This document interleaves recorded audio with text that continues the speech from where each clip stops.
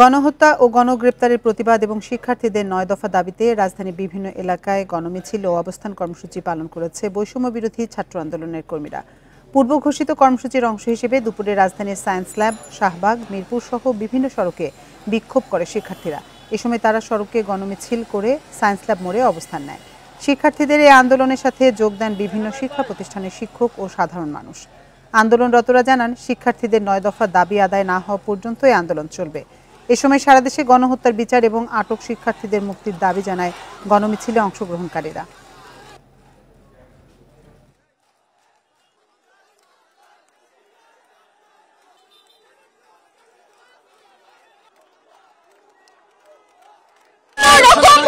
দেখানো যাবে না। আমার একটা ছোট বাচ্চা রেখে আমি চলে আসছি শুধুমাত্র আমার ভাই বোনদের জন্য।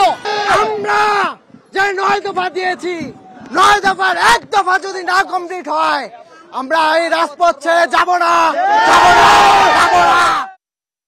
প্রিয় নম্বর সেট করে বিকাশে সেন্ড মানি করুন ফ্রি।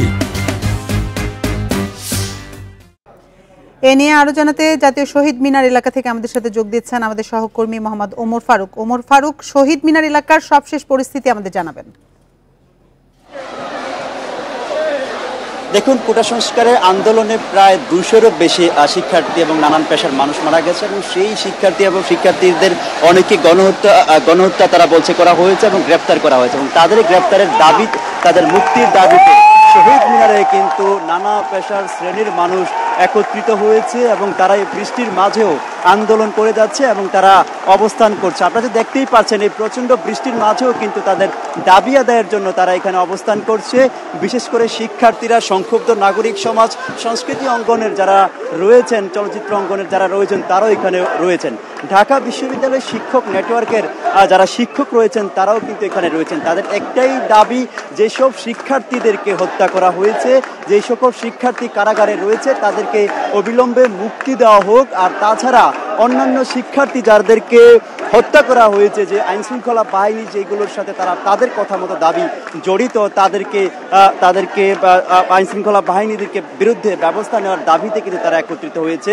এখানে আমরা সকাল থেকে দেখছিলাম, বাইতুল মোকাররম থেকে শুরু করে রাজধানীর নানান জায়গা থেকে তারা কিন্তু এখানে সমবেত হয়েছে। আপনারা দেখতেই পাচ্ছেন প্রচণ্ড বৃষ্টি, তারপরেও কিন্তু শিক্ষার্থীরা এবং নাগরিক সমাজ এবং শিক্ষক, বিভিন্ন অঙ্গনের যেসব মানুষ রয়েছে, তারা কিন্তু এখানে উপস্থিত হয়ে তারা দাবি আদায়ের জন্য তারা এখানে আন্দোলন করে যাচ্ছে এবং একত্রিত হয়ে আছে। আপনি দেখতেই পাচ্ছেন, আমার সহকর্মী জনিকে যদি একটু বলি, পুরো জায়গাটি দেখানোর জন্য লোকে লোকারণ্য হয়ে আছে।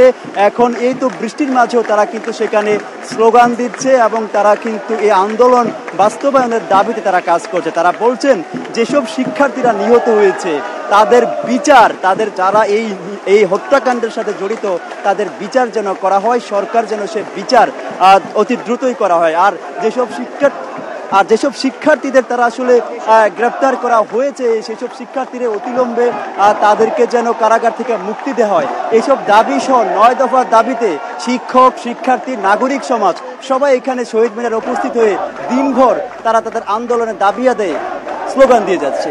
এই ছিল শহীদ মিনার থেকে সবশেষ আমার কাছে। কেন্দ্রীয় শহীদ মিনারের সামনে থেকে জানাচ্ছিলেন সহকর্মী ওমর ফারুক।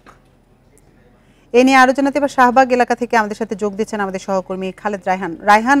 ওমর ফারুক, কেন্দ্রীয় শহীদ মিনার থেকে যেমনটি জানাচ্ছিলেন, আপনি আছেন শাহবাগ এলাকায়, সেখানকার পরিস্থিতি আপনি কেমন দেখছেন? দেখুন, আমি শাহবাগে রয়েছি। এই জায়গাটিতে কিছুক্ষণ আগে সায়েন্স ল্যাব থেকে বেশ কিছু শিক্ষার্থী, আমি যদি বলি প্রায় 1000 খানেক বা তার চেয়ে বেশি শিক্ষার্থী, তারা কিন্তু মিছিল করতে করতে এই যে শাহবাগের যে মোড়টি রয়েছে, ঠিক সেই জায়গাটিতে তারা অবস্থান করছেন। আমরা রয়েছি একেবারেই শাহবাগের যে মোড় এবং শাহবাগ থানার মাঝামাঝি জায়গাতে। এই মিছিলটি কিন্তু সকাল থেকে, আমি যদি বলি মোটামুটি 11টার পর থেকেই তারা কিন্তু অল্প কিছু শিক্ষার্থী তারা অপেক্ষা করছিল, জড়ো হচ্ছিল একে একে সায়েন্স ল্যাবরেটরির মোড়ে এবং সেখান থেকেই বেলা 4টার দিকে আরেকটি মিছিল ধানমন্ডির দিক থেকে আসার পরে সবাইকে নিয়ে তারা কিন্তু পুরো রাস্তাটি প্রদক্ষিণ করতে করতে এই শাহবাগ এসে তারা একত্রিত হয়েছেন। তারা যেটা বলছেন, তারা এখানে বেশ কিছুক্ষণ থাকবেন, তারপরে তারা এখান থেকে তারা যাবেন হচ্ছে গিয়ে কেন্দ্রীয় শহীদ মিনারে। কেন্দ্রীয় শহীদ মিনারে আমার সহকর্মী ওমর ফারুক যেমনটি বলছিলেন, তাদেরও কিন্তু এখান থেকেও তাদের কিন্তু একই বক্তব্য, তাদের একই দাবি, যে সকল শিক্ষার্থী নিহত হয়েছেন সেই সকল শিক্ষার্থীদের কারা মেরেছেন সেই ব্যাপারটির সুষ্ঠু তদন্ত মুক্তির দাবি তারা করছেন এবং একই সঙ্গে যারা আহত হয়েছেন এবং যারা গ্রেফতার আছেন তাদেরকে ছেড়ে দেওয়ার জন্য তাদের যে দাবি সেটি তারা কিন্তু স্লোগানে বলছেন এবং তারা এখান থেকে সেই দাবিটি জানাচ্ছেন। তারা যেটি বলছেন যে যেরকম যেই কয়েকজনকে হত্যা করা হয়েছে তাদের বক্তব্য অনুযায়ী সে কতজন মারা গেছে, কতজনকে হত্যা করা হয়েছে সেই সংখ্যাটা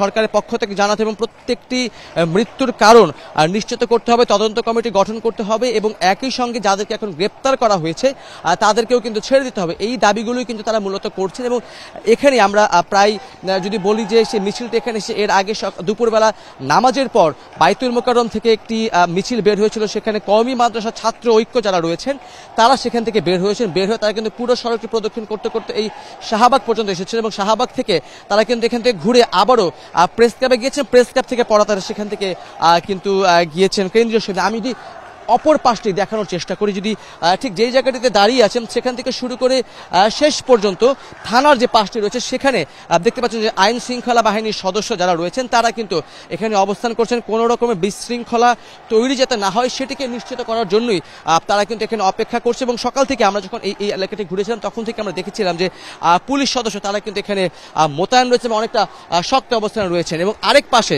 ঠিক মাঝখানে সড়কটি রাজধানী শাহবাগ এলাকা থেকে জানাচ্ছিলেন সহকর্মী খালেদ রায়হান।